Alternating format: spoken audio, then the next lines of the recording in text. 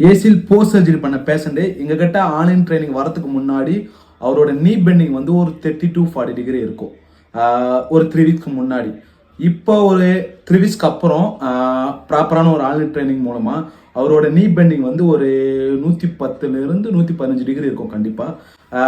ஃபுல்லாக ஆன்லைன் ட்ரைனிங்களோட ஒரு criteria base நல்ல ஒரு ட்ரைனிங் பண்ணோம். பேஷண்ட் வந்து சிம்பிளாக ஒரு ஒரு ஃபியூ திங்ஸ் தான் பண்ணாங்க. அதில் என்ன பார்த்தீங்கன்னா, ஒரு ஃப்ரீக்வெண்ட்டாக ஒரு மொபிலைசேஷனில் இருந்தாங்க.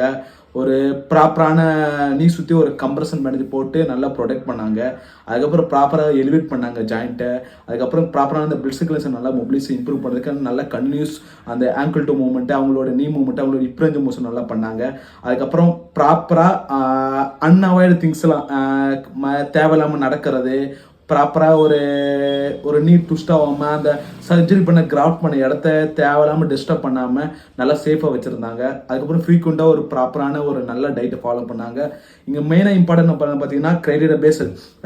ஒரு 1 வீக்கில் ஒரு 30 டிகிரி நீ பெண்டிங் வரணும், ஒரு 2 வீக்ஸில் ஒரு 90 டிகிரி நீ பெண்டிங் வரும், ஒரு 3 வீக்ஸில் ஒரு 120 to 110 நீ பெண்டிங் சொல்லிட்டு நாங்கள் கிரைடீரியா பேஸ்டு அவங்களுக்கு கோல் கொடுத்து பொறுமையாக அவங்க பண்ண வச்சோம். அதுக்கப்புறம் அவங்களோட நார்மல் சுப்பைன் நீ பெண்டிங்லேருந்து அவங்களோட ப்ரோ நீ பெண்டிங்கு, அதுக்கப்புறம் ஸ்டாண்டிங் நீ பெண்டிங்கும் இம்ப்ரூவ் பண்ணியிருக்கோம்.